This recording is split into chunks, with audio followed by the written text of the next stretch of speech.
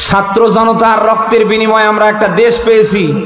যেদিন থেকে অন্তর্বর্তীকালীন সরকার দায়িত্ব নিয়েছে সেদিন থেকে এখন পর্যন্ত আমরা দেখতেছি এমন কোন একটা রাত বাদ নাই যে দাবি দাওয়া নিয়ে তার সামনে খাড়া না হওয়া হচ্ছে। আসলে এগুলি দাবি দেওয়া না, এ সরকারকে ব্যর্থ করবার পায় তারা।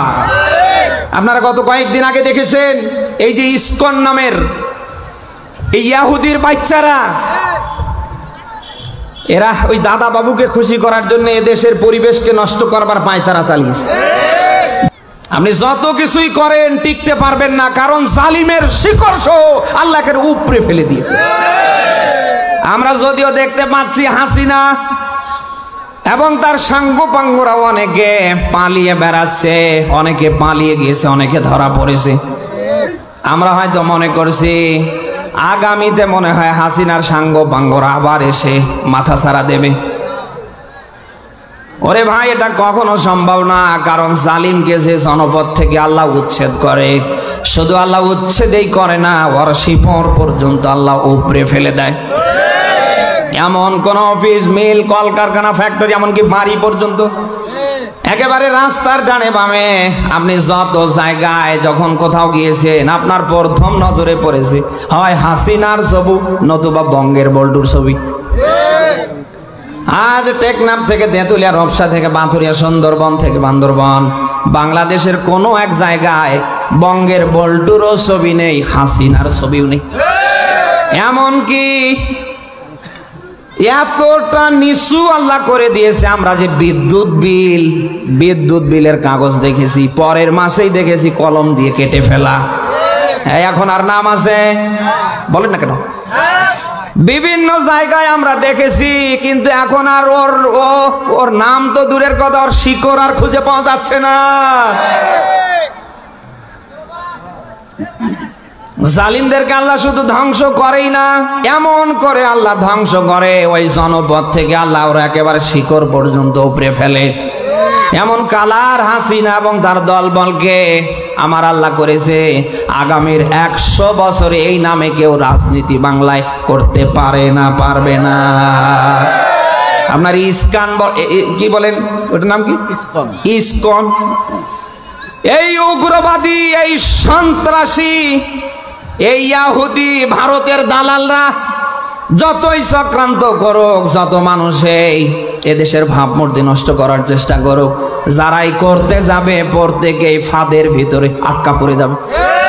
আপনি দেখেন, যারা যেখান থেকে সরকারকে বেকায়দায় ফেলার জন্য, দেশের ভাবমূর্তি নষ্ট করবার জন্য এগিয়ে গিয়েছে, কেউ ফিরতে পারে নাই, কম বেশি তাদেরকে আটকা পড়া লেগেছে। অতএব যারা এখনো ধান্দায় আছেন যে পাশে আছে চট করে ঢুকে যাবে, ওরে ভাই, ঢুকলে দেশের মানুষের একটারও পায়ে জুতো থাকবে না। এই জন্য আমাদের সিদ্ধান্ত নিতে হবে, যারাই এ দেশটার পরিবেশ পরিস্থিতি ভাবমূর্তি নষ্ট করবার চেষ্টা করবে, সে যেই হয় না কেন, যে দলেই হয় না কেন, যে ধর্মের হয় না কেন, আমাদের কাজ হবে জুতো দিয়ে তারে ঠান্ডা করা। পিটানো ছাড়া আর কোন ঔষধ আছে বলে আমার মনে হয় না। এই জন্য আমাদের প্রত্যেকের কাজ হবে, আগামীর বাংলাদেশ যারাই সেখান থেকে কোরআন দিয়ে চালাতে পারে তাদেরকে সমর্থন করা। প্রয়োজনে আমরা জান দিয়ে হোক, মাল দিয়ে হোক, তাদের পক্ষে আসি, আমরা থাকবো ইনশাআল্লাহ। আমি সারা বাংলাদেশ ঘুরে ঘুরে যে তথ্য পেয়েছি, বাংলাদেশের মাটিটা কোরআনের বিধান কায়েমের জন্য, কোরআনের রাজ কায়েমের জন্য 90% অলরেডি সেট আপ হয়ে গিয়েছে, আর বাকি আছে মাত্র 10%। 92% মুসলমান যদি এই 10% ফিল আপ করবার জন্য লিল্লাহে তাকবীর, আল্লাহু আকবারের স্লোগান দিয়ে মাঠে কাজ শুরু করে, আগামীর বাংলাদেশ মাস্ট বি হবে কোরআনের বাংলাদেশ। আমরা কি দেখে যেতে চাই না কোরআন দিয়ে দেশ চললে কেমন দেখা যায়? অনেকে অনেক ভাবে দেশ চালিয়েছে, আমরা দেখতে চাই কোরআন দিয়ে টুপিওয়ালারা দেশ চালালে কেমন দেখা যায়। আপনি তো অনেককে অনেক ভাবে চেয়ারে বসিয়েছেন, একটাবার হুজুরদেরকে বসান, দেখো আগামীর বাংলার রূপরেখা চেঞ্জ হয় কিনা। বলেন না কেন? 2 জন হুজুর পার্লামেন্টে ছিল না, মাওলানা মতিউর রহমান নিজামী, আর একজনের নাম কি? আলী হাসান মুজাহিদ, দুইজন মন্ত্রণালয়ের গুরুত্বপূর্ণ দুইটা দায়িত্বে ছিল। কি সমস্যা? গুরুত্বপূর্ণ দুইটা দায়িত্বে ছিল না? ছিল না? বলে না কেন? কারো বাবার কারো বেটির ক্ষমতা হয়েছে 1 টাকার দুর্নীতি করবার নামে মামলা দেয়া, বলে না কেন?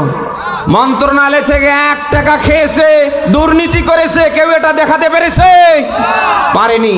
তাদেরকে মিথ্যে মামলা দিয়ে যুদ্ধাপরাধীর তালিকায় নাম দিয়ে তাদেরকে ফাঁসি দিয়ে মারতে সহজ হয়েছে, কিন্তু তাদের নামে 1টা টাকার দুর্নীতির মামলা তারা দেখাতে পারেনি। এর পরেও কি নাক সিটকা সিটকি করবে না? কাকে ভোট দেব, কাকে আগামীর চেয়ারে ক্ষমতায় বসাবো?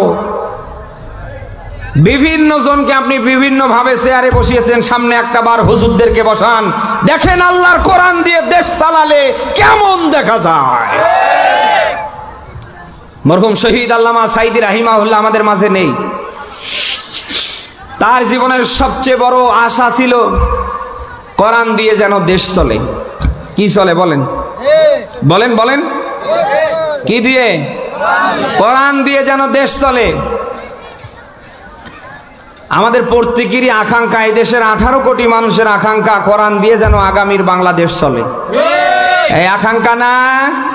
আমরা চাই না কোন জালিম আমাদের মাথার উপরে ভর করুক। আল্লাহ তাআলা যেন এই বাংলাদেশে কোরআনের রাজ শতভাগ কায়েম করে দেয়। বলেন আমিন। কি করা হচ্ছে? এখনো কি হাসিনা আছে? হ্যাঁ, এদেশে কি এখনো হাসিনা আছে? কোরআনের মাহফিলে নাকি করা হচ্ছে।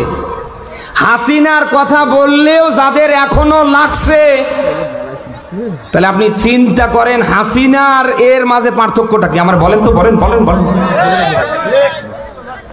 আমি কি বাড়তি কোনো কথা বলেছি? যা করেছে তাই বলিনি? বলেন না কেন? এরপরেও লিখেছে যে করা হচ্ছে।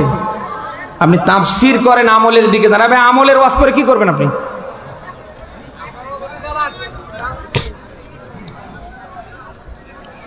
না, এখনো যদি আপনার পুলিশের ভয় থাকে, হাসিনার ভয় থাকে, যে মাহফিল কমিটিরে ধরে নিয়ে যাবে এই ভয় থাকে, তাই মাহফিল না দিয়ে ওই মোহাম্মদ আসরে নিয়ে এসে নাচানাচি করা ভালো ছিল। কথা না বলে বুঝি কি করে? ঠিক না? বসেন, যারা যেখান থেকে এসেছেন বসেন। ভাই দাঁড়ানো, ভাই বসেন তো।